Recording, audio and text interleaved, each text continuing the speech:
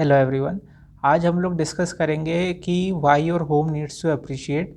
ये अभी तक मैंने जितने भी वीडियोस बनाए हैं उस सबका सबसे बढ़िया वीडियो होने वाला है। ये आप बताना कि आपको बढ़िया लगा कि नहीं। और वीडियो में बढ़ने से पहले मैं चाहता हूँ कि आप प्लीज़, अगर आपको वीडियो पसंद आ रहे हैं तो प्लीज़ आप लाइक शेयर और सब्सक्राइब कर लीजिए। ताकि आपको ज़्यादा से ज़्यादा जो मैं कंटेंट आपके लिए लेकर आ रहा हूँ वो आपके लिए वैल्यूएबल हो और आप तुरंत उन कंटेंट को देख पाएँ। तो वीडियो में आगे बढ़ने से पहले हमारा टॉपिक ये है why your and house needs to appreciate. जिस घर को अभी आप यूज़ कर रहे हैं, जिस घर में अभी आप रह रहे हैं, तो उसको अप्रिशिएट क्यों होना चाहिए।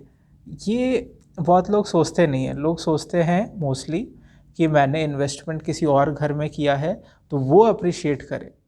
लेकिन आज मैं डिस्कस कर रहा हूँ कि आज आप जिस घर में रह रहे हैं वो अप्रिशिएट क्यों करें।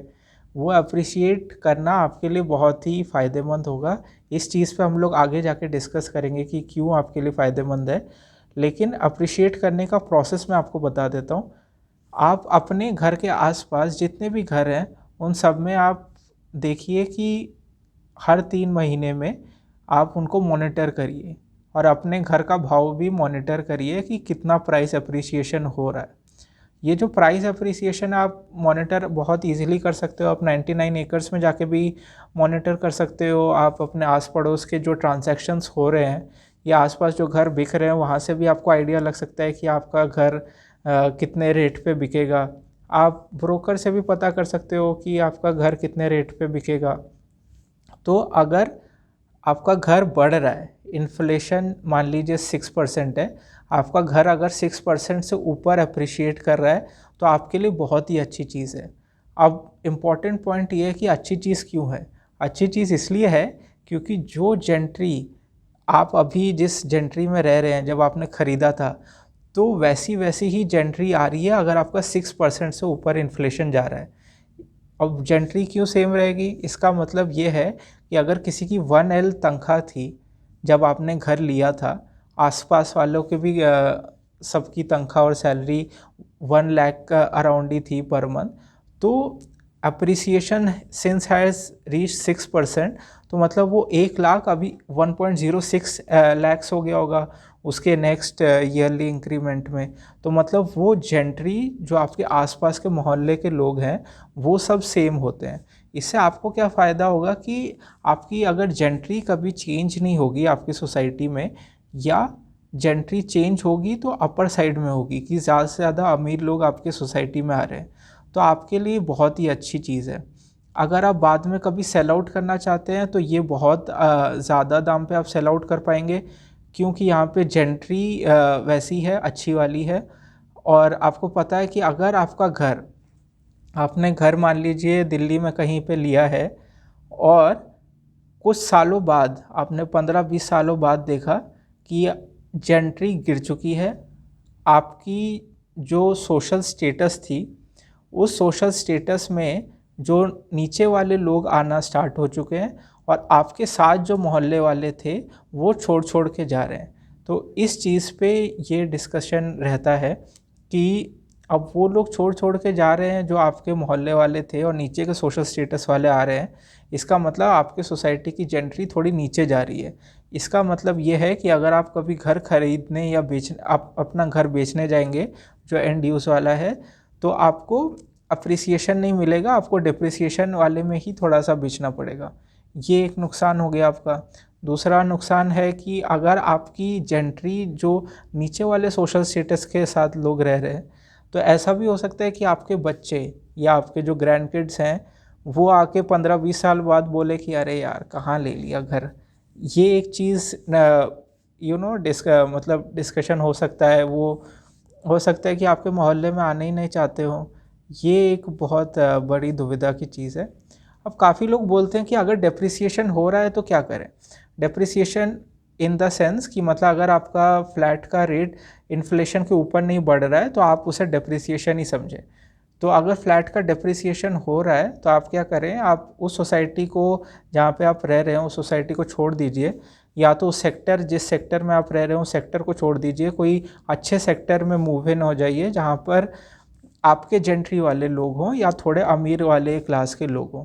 इससे आपको फ़ायदा क्या होगा कि जो पुराना वाला घर है वो तो आपका रेंट पे चढ़ गया और नए वाले घर पे फिर आपने वो जेंट्री वाला साइकिल स्टार्ट कर दिया जो इन्फ्लेशन के ऊपर है।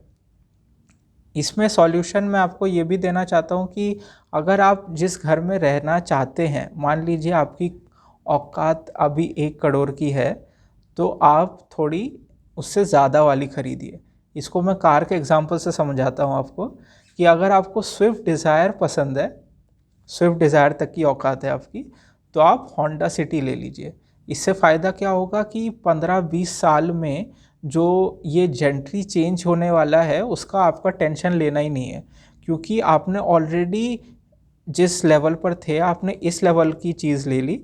तो ये जो गैप है ये 15-20 साल में जो जेंट्री वाला गैप है वो नहीं रहेगा कि सोशल स्टेटस नीचे वाले लोग नहीं आएंगे। ये एक बहुत बड़ी फ़ायदे की चीज़ है।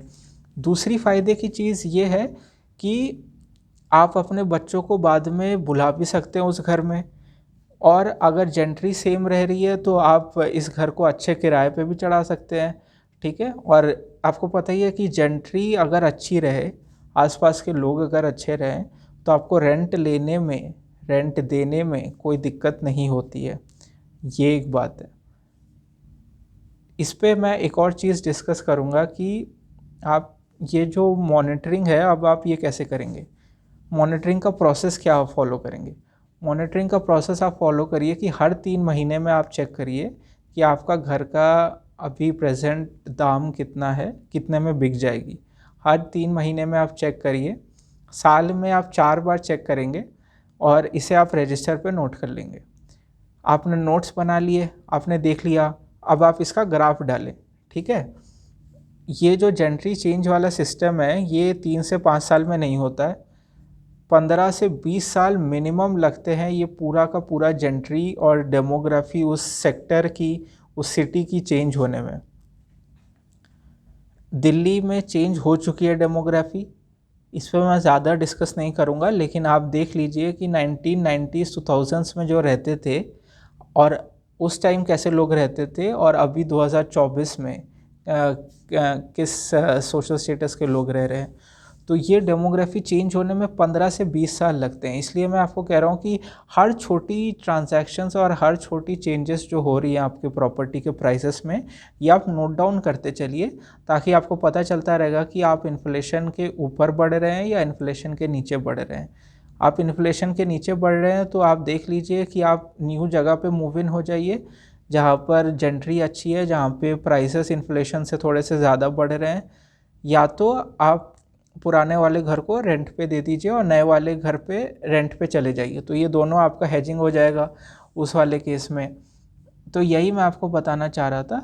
अगर आपको वीडियो पसंद आया तो प्लीज़ लाइक शेयर और सब्सक्राइब कर लीजिए, और आप मेरे साथ भी जुड़ सकते हैं। मैं इन सब चीज़ों पे ही कंसल्टेशन करता हूँ, प्रॉपर्टी रिलेटेड गाइडेंस अगर आपको चाहिए इन सब चीज़ों में तो आप मुझसे जुड़ सकते हैं। Thank you very much.